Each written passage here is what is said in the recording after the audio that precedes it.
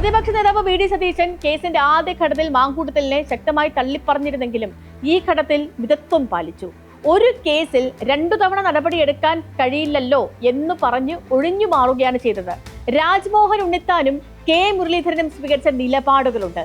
എന്തും വെട്ടിത്തുറന്ന് പറഞ്ഞ് വിവാദങ്ങളിൽ ചെന്നു വീഴാറുള്ളവരാണ് ഈ 2 പേരും. പക്ഷെ അവർ 2 പേരും പൂർണ്ണമായും ഇത്തവണ രാഹുൽ മാങ്കൂട്ടത്തിലിനെ തള്ളിപ്പറയുകയായിരുന്നു. തോന്നിയതെല്ലാം പറയുന്ന രാഹുൽ ഈശ്വർ ജയിലിൽ പോവുക തന്നെ വേണമെന്നായിരുന്നു കെ മുരളീധരന്റെ നിലപാട്. ആ നിലപാടിനോട് യോജിപ്പുള്ളവർ കോൺഗ്രസിൽ തന്നെ നിരവധി ഉണ്ടായിരുന്നു.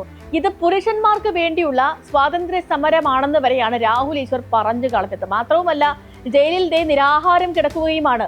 ജയിലിൽ പോകുമ്പോഴെങ്കിലും ഗാന്ധിയൻ ആദർശങ്ങൾ മനസ്സിലാക്കുന്നത് ഭാവിയിൽ ഗുണം ചെയ്യും എന്നതിനപ്പുറം അതേക്കുറിച്ച് എന്തു പറയാൻ. ജയിൽവാസം കൊണ്ടെങ്കിലും മനസ്സ് നന്നാവട്ടെ എന്ന് ആഗ്രഹിക്കാനേ സാധാരണക്കാർക്ക് കഴിയൂ. രാഹുൽ ഈശ്വറിനെ പോലെ വിദ്യാഭ്യാസവും സോഷ്യൽ എക്സ്പോഷറും ഇല്ലാത്തവർക്ക് പോലും ഒരു കാര്യം അറിയാം: ഇത്തരം കേസുകളിൽ ഇരകളെ അപമാനിക്കാൻ പാടില്ലെന്ന്. നാട്ടിൻ പുറത്തെ കലുങ്ങിലിരുന്ന് സംസാരിക്കുമ്പോൾ പോലും അവർ ആ മിതത്വം പാലിക്കും. ഇവിടെ രാഹുൽ ഈശ്വറിന് നിയമം അറിയാത്തത് കൊണ്ടല്ല, അത് മനഃപൂർവ്വം ലംഘിക്കുകയാണ്. നിയമം ഇങ്ങനെയാണെന്നറിഞ്ഞുകൊണ്ട് തന്നെയാണ് അത് ലംഘിക്കുന്നതും. അങ്ങനെ പറയുന്നവർ ബോധപൂർവം തെറ്റ് ചെയ്യുകയാണെന്ന് മാത്രമല്ല, കോടതികൾക്ക് നിലപാട് സ്വീകരിക്കാൻ കഴിയുന്ന വിധത്തിൽ പെരുമാറുകയും ചെയ്യും.